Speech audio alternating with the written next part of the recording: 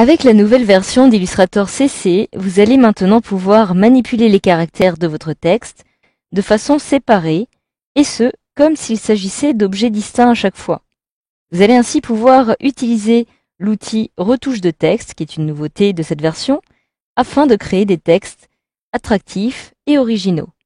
Donc, comme vous pouvez le voir ici, je souhaiterais par exemple mettre un petit peu plus en valeur mon texte qui apparaît ici. Je vais donc dans un premier temps le sélectionner et me rendre maintenant dans ma barre d'outils afin de retrouver ici l'outil retouche de texte. Donc je peux d'ailleurs y accéder directement à l'aide du raccourci clavier Maj plus F. Je clique alors dessus pour le sélectionner et je vais maintenant pouvoir mettre en valeur facilement mon texte. Donc pour ce faire, il me suffit tout simplement de placer dans un premier temps mon curseur au niveau de la lettre que je souhaite modifier, donc à commencer par exemple par la lettre H. Et lorsque je clique sur la lettre H, automatiquement, celle-ci a été détectée par mon logiciel puisqu'elle est encadrée de façon séparée aux autres caractères. Et il y a ici des petites poignées qui apparaissent un petit peu partout. Alors en effet, à l'aide de ces petites poignées, je vais pouvoir modifier mon caractère. Donc par exemple, si je souhaite agrandir un petit peu ce caractère de façon horizontale, je vais tout simplement rechercher la petite flèche qui apparaît ici en bas à droite qui va me permettre de l'agrandir comme ceci. Vous voyez, les autres caractères ne vont pas être modifiés, mais uniquement celui-ci. Je vais pouvoir l'agrandir de façon verticale, de cette façon. Si je souhaite conserver les proportions, je vais pouvoir le faire directement à l'aide de la flèche qui apparaît ici en diagonale. Enfin, je vais pouvoir aussi décider de réaliser une rotation, de le mettre un peu plus en valeur, ou tout simplement de déplacer mon texte librement où je souhaite par rapport au reste de mon texte.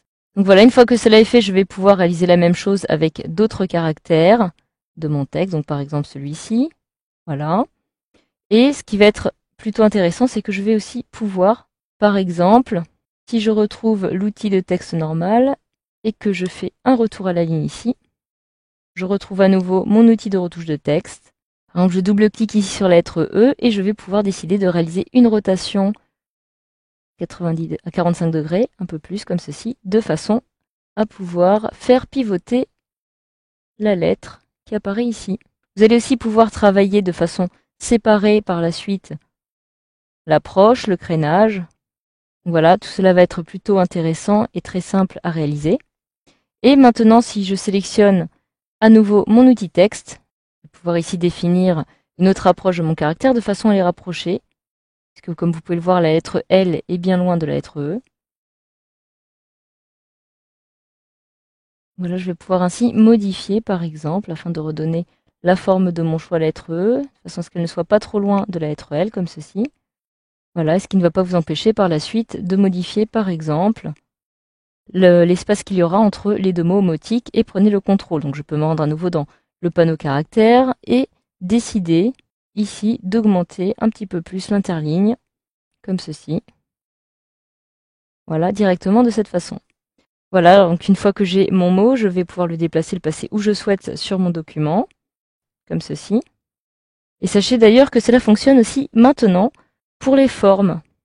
Donc par exemple, si je sélectionne la forme qui apparaît ici et que je sélectionne maintenant l'outil de transformation manuelle qui apparaît ici en dessous, je vais avoir ce petit panneau qui va apparaître, que je vais pouvoir placer ici, et qui va donc me permettre maintenant de transformer manuellement ma forme, donc à l'aide de toutes les petites poignées qui apparaissent ici, pour la redimensionner verticalement, horizontalement, ou alors en conservant les proportions. Vous avez aussi la possibilité de sélectionner des contraintes. Alors si je sélectionne par exemple cette contrainte et que je me déplace comme ceci en diagonale, je ne vais pas pouvoir, je vais en fait conserver automatiquement les proportions de mon encadré, que si j'enlève la contrainte, je vais pouvoir me déplacer en diagonale, mais autant que je souhaite, de façon verticale ou horizontale. La contrainte va servir à ça. Par la suite, je vais pouvoir aussi réaliser une distorsion en perspective, ce qui va me permettre, comme vous pouvez le voir, de réaliser une perspective, quelle que soit la partie, donc soit la partie supérieure, soit la partie de gauche, en fonction du coin que vous allez sélectionner, vous allez pouvoir réaliser ce type de perspective.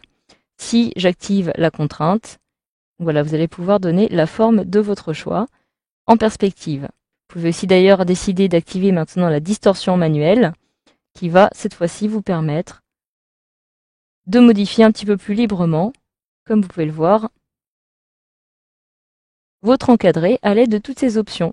Vous pouvez à tout moment décider d'activer la contrainte pour avoir des limites et conserver les proportions. Donc voilà, une fois que cela est fait, je peux maintenant sélectionner à nouveau ma petite flèche noire. Et grâce à ce module de formation, vous savez maintenant désormais comment manipuler les caractères comme s'il s'agissait d'objets distincts ou utiliser la nouveauté de la transformation manuelle sous Illustrator CC.